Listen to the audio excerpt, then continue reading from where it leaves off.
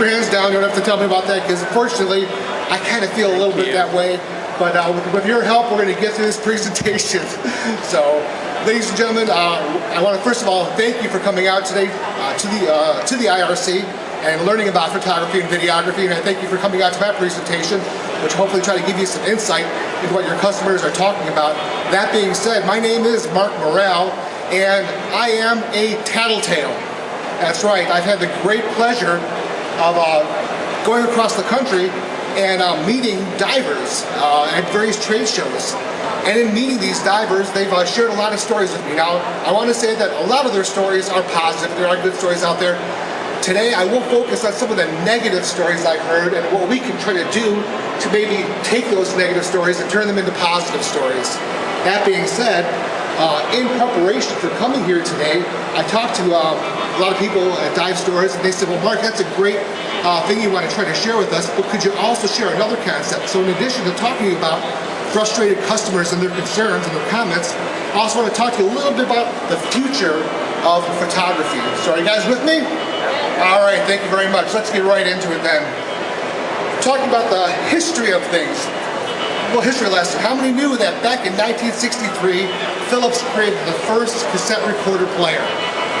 Old school cassette recorder player, look at that. Any of you had something like that before? Yeah, remember those? Okay. How about the 8-track? Yeah, available as an option in 1968 in your Ford Mustang. 8-track player. I think it was an extra $180 on a $3,000 car. How about this? 1870, Thomas Edison created the first phonograph. And then, of course, in 1948, CBS came up with vinyl records. The reason I mention all these things is because how much of this do you still see today? Anybody? Anybody out there buying stuff on eBay? Well, my question becomes, is photography destined to fade away? I think not. No, absolutely not. Photography and still images will always be there. But I do think, and these are comments from you guys too, you guys share this information with me, it's losing market share. And what is it losing market share to? Well, it's losing market share to hybrid cameras. There's a whole new fleet of cameras out there that are merging not only still photography, but also videography, and they're doing it in HD. Blackberries, Androids. My wife has an Android phone. It has an amazing camera built into it, and it does HD video. Apple products. They just changed the Nano, but previously the Nano had the ability to be housed, taken in water, and shoot video. Isn't that crazy? The Apple iPhones and even the new touches are all doing photography and videography. What are people using this information for? Well, a lot of people are sharing their videos on YouTube, on Vimeo, on Facebook. People are kind of getting inspired by television shows to do this too. People are watching America's Funniest Videos, Animals' Funniest Pets. There's also a couple cable channels out there that have a show called Tosh.0. It's a little more edgy, it becomes a little bit racy, and it's a lot about people doing dumb things with their own video cameras, if you're into that sort of thing, as well as viral video film school, another little cable channel. So people are out there collecting these video images and sharing them in new ways because it is becoming so easy to do because the appliances and the devices out there are easily available. So my question now becomes, are you and your staff ready to make that shift in market demand? Are you guys preparing yourselves to help customers learn about videography in addition to photography? And a side question, does anybody out there still have any old film cameras sitting around? Yeah, the other day I was going through some stuff and I actually came across a boxed camera. And my wife was like, honey, could you just please get rid of that? Can you please just sell it on eBay? I'm like, honey, it'll cost me more to list on eBay than I would get for it, unfortunately. So my point meant to be that is I don't want to see you left behind with things you can't use. Maybe together we can learn the new technologies and we can sell the new technologies and that good stuff with some things on the shelves collecting dust. moving on.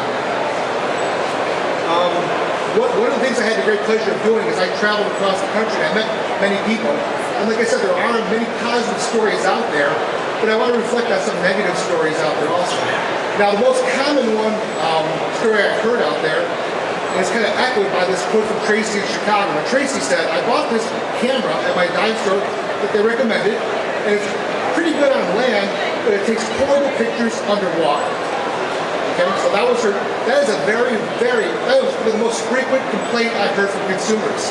My camera, one house, does really poor underwater photography and videography. Most common complaint, Tracy has a quote here. Well, we're talking about Tracy's particular problem.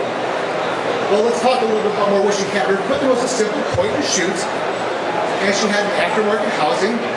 She wasn't using an external flash, and in talking with her, she didn't really seek or receive training, so she said.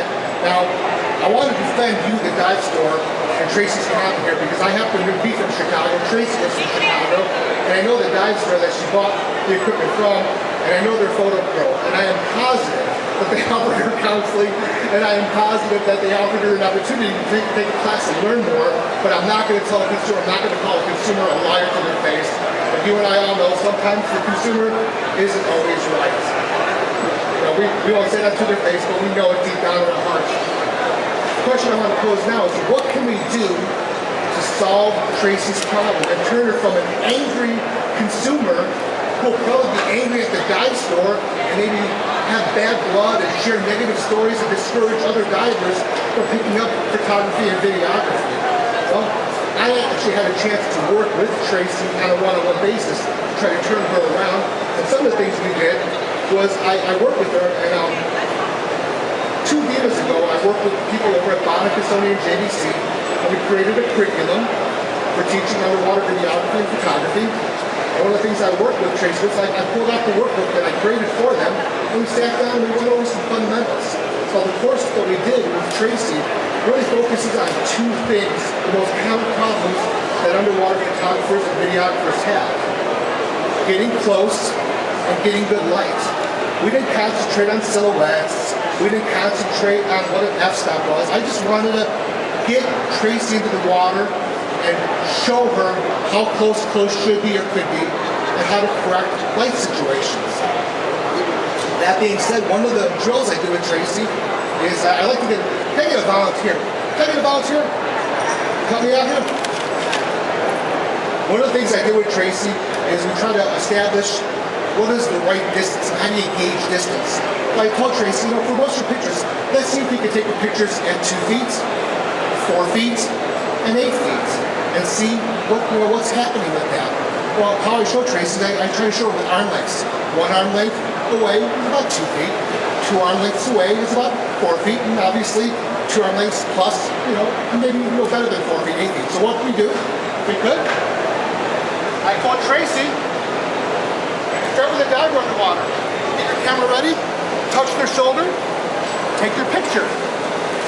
About 2 feet. Now, let's do 4 feet. Extend your arm. Same thing. All right, Tracy. Put your arm down.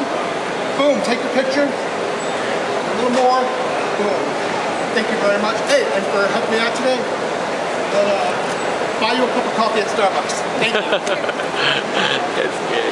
So I just did a little exercise with Tracy because one of the most common problems that photographers and videographers have underwater is getting distance and gauging distance. They want to take the shot and they're never close enough. So kind of pounding that point home with Tracy, that was an exercise we did in the water. And it really did help improve Tracy's photography and videography. Another thing we did with Tracy was she actually happened to have equipment similar to my equipment. So I let her use a video light.